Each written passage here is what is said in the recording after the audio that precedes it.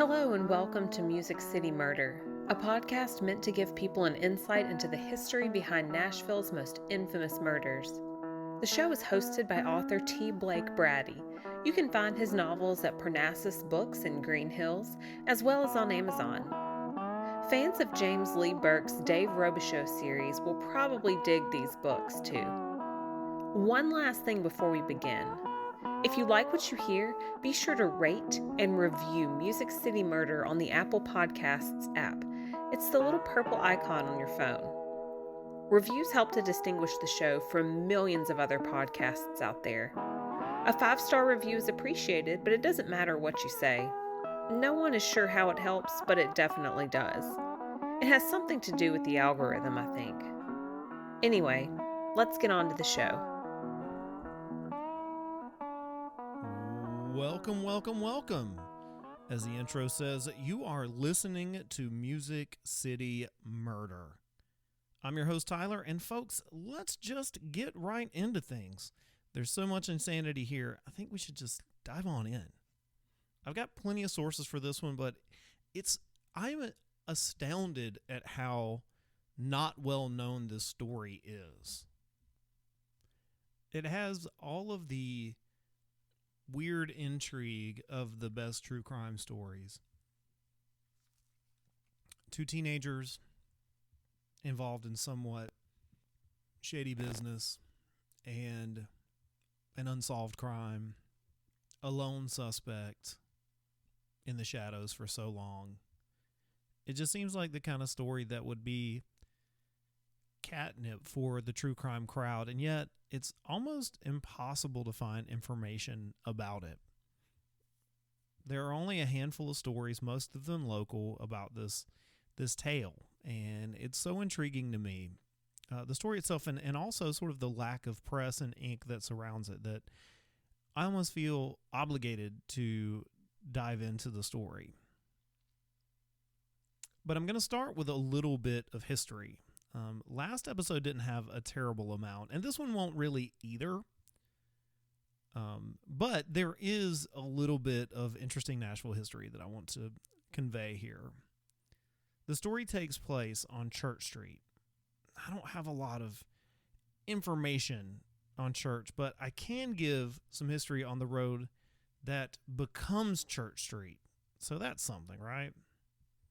Elliston Place is a street just off West End, near the Vandy campus, and it's probably most well known for the Exit Inn, a 50-year-old music venue where almost literally everyone who is anyone has performed, from Waylon Jennings to the Talking Heads, the Red Hot Chili Peppers to Linda Ronstadt, Etta James to Leonard Cohen. Even Steve Martin has performed there. I mean, the list literally goes on and on. It's actually kind of astounding how many people have played the Exit Inn. So if you get the chance, you should totally check out the who's who of performers. I almost feel like you could make a podcast episode out of the people, just naming the people who have played there. There's also a book about 1970s Nashville that centers around sort of the outlaw country movement whose name escapes me now. Maybe I'll put it in the notes, but there's a lot of talk about that area of town, that sort of West End, Vandy, Exit Inn, Elliston Place area. And hopefully I'll put it in the notes, but it's a fascinating book. Nashville, for all of its sort of public-facing, kind of redneck Las Vegas reputation, Nashville's a really interesting and independent place in the 70s. In 2020, Elliston Place even got a historical marker. Called the Rock Block, Elliston Place housed famed locations like the Gold Rush and the End, which became formally acknowledged as the city's counterculture epicenter. Going even further back in history, Elliston Place was originally known as Richland and stayed that way for many years. In 1881, a man named Ed Buford built a house next door to an estate known as Burlington, where his mother-in-law, Elizabeth Body Elliston, lived. He literally called his house, quote, by Ma, end quote, because of its proximity to the in-laws. Which goes to show he knew where his biscuit was buttered, didn't he? By 1904, the street was officially changed to Elliston, which is obviously what it's called today. And there's a brief and interesting historical postscript. The Burlington home, where Ma Elliston lived, was torn down in 1930, and that location was the spot for the original Father Ryan High School, which later moved to South Nashville, obviously. And that's your little bit of Nashville history for this episode. Unfortunately, we don't get to end with a cutesy story about a man and his family. We'll travel back to early 1996, 25 years ago this month, actually, and land in front of a sketchy business on the aforementioned Church Street. On the afternoon of February 22nd, 1996, Tiffany Campbell and Melissa Dawn Chilton, both 18, were found dead inside a place called Exotic Tan for Men. If the name of the business has you interested, we'll get to that in just a second, but I want to start by introducing the victims. Melissa Chilton was from Brush Creek, Tennessee, several miles east of Nashville, over near Carthage. She was a former cheerleader who went to Gordonsville High School, home of the Tigers. They're blue and white. She was a freshman psychology major at MTSU, Middle Tennessee State University, who lived on campus but worked in Nashville. There's less information available about Tiffany Campbell. She had graduated from McGavick High School, and that's really all I could find about her. Now, there is considerably more information about where they worked. Exotic Tan for Men was located on Church Street, specifically near 18th and Church. It is now closed, but it was most recently the location of the Judge's Vinegaroon, which is also now closed due to a series of complaints about the business. So the location is currently empty. It's kind of difficult to explain what exactly Exotic Tan for Men actually did. In all the news reports I read and watched, they called it an adult business, which is, I guess, appropriately vague. In the best article from Middle Tennessee Mysteries, they claimed, and I quote, Exotic Tan for Men also did business under the name Private Moments. The young women's duties included exotic dancing for clients. Their friends and families said neither woman performed sex work. In fact, Gail Chilton, Melissa's mother, had no idea she even worked at the establishment until she turned up dead. So it's probably not something she promoted to everyone around her, maybe not even to friends. And it kind of reminds me of a similar business that I knew of in Athens, Georgia, where I lived before. It was across the street from one of the local strip clubs, a place called Chelsea's. And this business was designated as a place of private modeling. Now, I don't actually know what went on in there. It certainly could have been a front for prostitution, but I can't say for certain. And I imagine both business models and the clientele are about the same for the place in Athens and Exotic Tan for Men. But I can't entirely be sure I understand what the appeal might be. Let's get on with the crime. So Melissa and Tiffany were found dead in the laundry/break room of Exotic Tan. It's the owner of the business who found them. He had gone to the location because he couldn't get either girl on the phone. No one had actually answered the phone after about noon. And they had last been seen alive at around 11 a.m.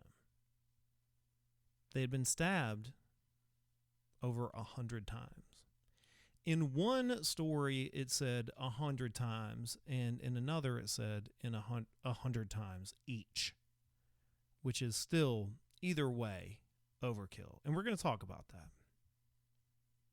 They were brutally murdered, Davidson County Assistant DA Pam Anderson said. They were defenseless, and there was obviously a lot of hatred and passion behind the killing. And in fact, they believed it to be a crime of passion due to the up-close and excessive nature of the stabbings. This is something that we see a lot of times in rage crimes and crimes of revenge of some sort or another. There was no murder weapon at the scene, but investigators believe it was a large, double-edged knife, possibly a bayonet. Further details: there was no forced entry, and robbery was ruled out as a motive since employees were not allowed to carry cash at the establishment. People believed at least one of the two women knew the perpetrator, since the girls buzzed the murderer in. It was a locked door, kind of like at a jewelry store, and video surveillance had been removed and taken from the business. Additionally, since no one had logged in at the front and they were found in an employees-only section of the business, it would seem that they had probably known their attacker. So, this doesn't seem to be a random occurrence, or else the perpetrator had planned it and it was a well-executed crime. Which, to me, it doesn't really fit with the crime itself. Someone who stabs someone else 100 times seems not to be built on logic, and the crime itself doesn't seem to have anything to do with logic. This was clearly, to me, a crime of emotion. Investigators questioned dozens of suspects, up to and including Paul Dennis Reed, the infamous fast food serial killer. I did a brief series about him on my other podcast, the Principled Uncertainty podcast, but you can bet that we're going to revisit that one at some point in the future. There was no immediate arrest. There was no immediate suspect. And as days turned into weeks and weeks turned into a month, it looked like it was going to go cold, this case. By March 1996, Nashville Crime Stoppers had offered a $1,000 reward, which subsequently ballooned to $70,000 by 2017, over 20 years later.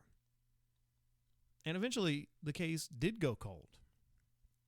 There was just no evidence to speak of. And since it was a private business and these two girls, young women, really had no sort of comings and goings at the store, there's just no way of figuring out who did this until 2013.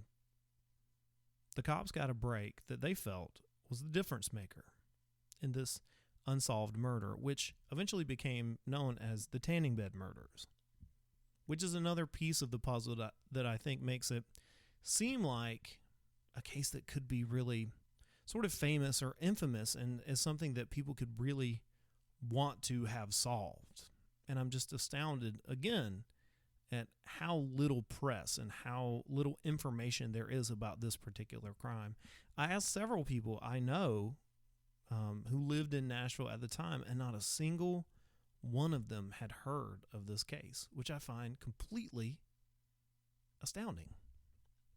Now, let's talk about a man named Patrick Streeter. Once an assistant football coach at a Jesuit high school, Streeter was, in 2013, serving time for a series of robberies and violent home invasions in Solano, California.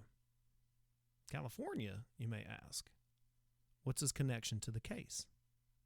Well, he was Tiffany Campbell's former boyfriend. Patrick Streeter was indicted in 2013 on 2 counts of premeditated first-degree murder, with a bond set at a whopping $750,000. Police were confident they had their killer, although famed detective Pat Pastiglione and the other cops in the cold case squad did not discuss their findings publicly. They merely said that there was evidence on the scene of the crime that linked Streeter to the 2 murders. His mother, Patricia Streeter McFadden, maintained his innocence throughout the ordeal. Quote, "When he was first indicted, he told me that he broke down and started crying. Just imagine being accused of something you know you didn't do." End quote.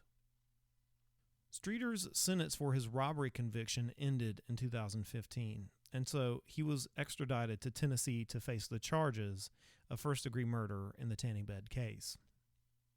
Streeter almost immediately sent letters and forms to the court in Nashville requesting a speedy trial.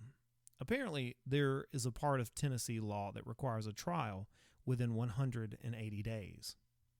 His lawyer, Kyle Mothershead, argued in multiple court filings that courts ignored Streeter's requests and thus the charges should be dropped. The state countered by saying that Streeter never filed the appropriate paperwork to invoke the 180-day deadline, one from the DA's office and one from the Department of Corrections, who said as much. Now, why am I discussing all of this sort of legal hoo-ha? So, it brings up some more details that may illuminate what happened in this case. During the legal back and forth, there was testimony from a few people to question Streeter's involvement in the murders. Private investigator Sarah Kingsbury said two people reported that another man named David Ewan, E-W-I-N, had made statements leading them to believe that Ewan had killed Campbell and Chilton in 1996. Neither of the people referenced by the PI actually testified, though. One of them, an inmate, refused, and the other person had died several years before. However, a third man, another inmate, a man by the name of Quentin Hughes, in jail for another offense, took the witness stand and said Ewan told him that he had killed Chilton and Campbell while Hughes and Ewan were fleeing the scene of a homicide a few years after the tanning bed murders. I hope that sentence makes sense to you. Hughes acknowledged that Ewan had lied before, which implied that Ewan's statements were not credible. And ultimately, the judge said that the hearsay of the criminals was not enough evidence to lower Streeter's $750,000 bond. The irony of this, of course, is that this may be the only way that this information would have reached the public. In June 2018, 5 years after the original indictment, the state announced that it would drop charges against Patrick Streeter. The DA's office said after scientific testing and DNA analysis, it would not be appropriate to take this matter to trial. Melissa Chilton's mother refuses to give up hope. She's become an advocate for victims of violent crimes. This is not the end for me, she told News 2 in 2018. There's nothing else I can say or do. It is what it is. I know it will be solved one day. I just know it. How and when, I don't know, but I've got faith. It's a direct quote, by the way. Chilton served on the board of Tennessee Voices for Victims and appeared before the Tennessee General Assembly earlier this year in support of a law that would allow juries to see photographs of crime victims when the victims were alive. Since then, there have been no additional arrests, and no new information has been released. In 1997, the Metro Council passed a 17-point regulation that required exotic dancers to register with the city, creating a licensing board for adult clubs, and imposed a 3-foot buffer between customers and dancers. And that's kind of where this case has to be left. Who ended up committing this murder is kind of left up to you and your own ideas about true crime. It's sort of a mirror case, meaning that you see what you want to see in it. Personally, and this is built simply on, my own thoughts and ideas. I don't have evidence for this, and this is pure speculation. And all citizens are innocent until proven guilty. But if we apply the normal logic of a case to this, if we apply the normal true crime logic, what you see is you have an ex-boyfriend who has a criminal history a violent history who moves to the other side of the country, and there's evidence to link him to the crime. We're not talking about who could be legally detained for this. I'm talking specifically about whom I think is most likely to have committed the crime. And I think, for me, the likelihood that it was someone that didn't know either victim in David Ewan or an ex-boyfriend, I mean, you kind of have to weigh those two things against one another. And to me, it really has to come down to the ex-boyfriend, no? I mean, I'm willing to hear out other theories, and I don't have a lot of evidence. Since this was not actually taken to trial, I don't really have a lot of information, and this is pure speculation. This is my own instinct. And my instinct says the ex-boyfriend is a better fit than a stranger. But I'd love to hear your opinion on this case. I'd love to know what you think. And if you can find more information, I'd be happy to update this case. But there just isn't that much out there. And I think the more people talk about it, the more famous or infamous it could get. So thank you guys for listening. Don't forget that you can go subscribe on Apple on your phone. Give us a review on the podcast app, that little purple icon. Give it 5 stars. Doesn't matter what you say. It's not about my ego. It's not about what I think. It's just a way of helping the show out. And if you like what you hear, if you've made it this far, then obviously you like the show, or you're just hate listening, in which case you can still go give us a review. I mean, we're giving you this much entertainment. All right. This was a relatively short episode. Like I said, not much information out there. So I'll be back relatively quickly with another edition of everybody's favorite podcast about Nashville music